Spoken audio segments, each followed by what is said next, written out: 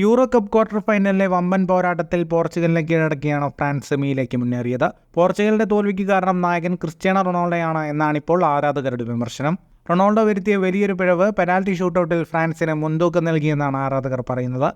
Penalty ഷൂട്ടൌട്ടിലെ toss പോർച്ചുഗലിന് അനുകൂലമായി ലഭിച്ചിട്ടും ഫ്രാൻസിനെ ആദ്യ കിക്കെടുക്കാൻ Ronaldo അനുവദിച്ചത് മണ്ടത്തരമായെന്നാണ് ആരാധകർ പറയുന്നത്. പെനാൽറ്റി ഷൂട്ടൌട്ടുകളിൽ ആദ്യ കിക്കെടുക്കുന്ന ടീം വിജയം നേടാനുള്ള സാധ്യത കൂടുതലാണെന്ന് കണക്കുകൾ പറയുന്നു. 70% ഷൂട്ടൌട്ടുകളും വിജയിച്ചിട്ടുള്ളത് ആദ്യ കിക്കെടുത്ത ടീമാണ്.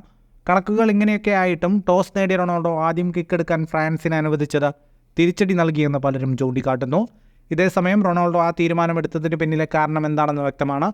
സ്ലൊവേനിയയ്ക്കെതിരെ നടന്ന മത്സരത്തിലുണ്ടായ ഷൂട്ടൌട്ടിൽ ആദ്യ പെനാൽറ്റി എടുത്തത് സ്ലൊവേനിയയായിരുന്നു.